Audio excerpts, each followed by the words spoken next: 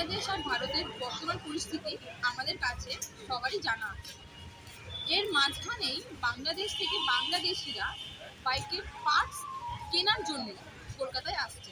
চলুন তাদের সঙ্গে কথা বলে নিই। বাংলাদেশ থেকে এসছেন, সে চিকিৎসা করার জন্য হোক বা এমনিও হোক, এখন যে অবস্থাখানা রয়েছে বা হসপিটালে গেলে ডক্টর যেমন বলছে আমরা চিকিৎসা করব না, তো ওই জায়গায় দাঁড়িয়ে আপনারা এখানে মানে কিছু আলাদা কিছু পাচ্ছেন বা শুনতে পাচ্ছেন কিছু?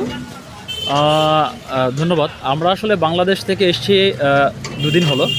তো এই 2 দিন আসার পরে এখানকার যে পরিস্থিতি দেখলাম, তো সেই অনুযায়ী আসলে কিছুটা আসলে নেগেটিভিটি ছড়াইছে মানুষের মধ্যে। এখানকার বিশেষ করে এখানকার নিউজ প্রেজেন্টারদের আসলে একটা প্রভাব পড়ে গেছে মানুষের মধ্যে। তো আসলে এখানে আসার পরে আমি বেশ কিছু জায়গায় কিছু কেনাকাটা করার জন্য গিয়েছি। বিশেষ করে আমি আমার বাইকের কিছু পার্টস কিনবো, সেখানেও গিয়েছিলাম বাইকের কিছু পার্টস কেনার জন্য। তারপরে কিছু কসমেটিক্সের দোকানেও গেলাম। তো কিছু মানুষ থাকে যারা হচ্ছে আসলে বাংলাদেশি বলে আমাদেরকে ইগনোর করছে, যে না আমরা বিক্রি করব না, এবং ম্যাক্সিমাম না, কিছু থাকে, এবং ম্যাক্সিমাম মানুষই আমাদের কাছে বিক্রি করেছে, কোনো সমস্যা নেই, এবং সবাই আমাদেরকে সহযোগিতা করেছে। ইভেন আমাদেরকে আসলে আমরা সেখান থেকে কিনতে পেরেছি রিজনেবল দামে।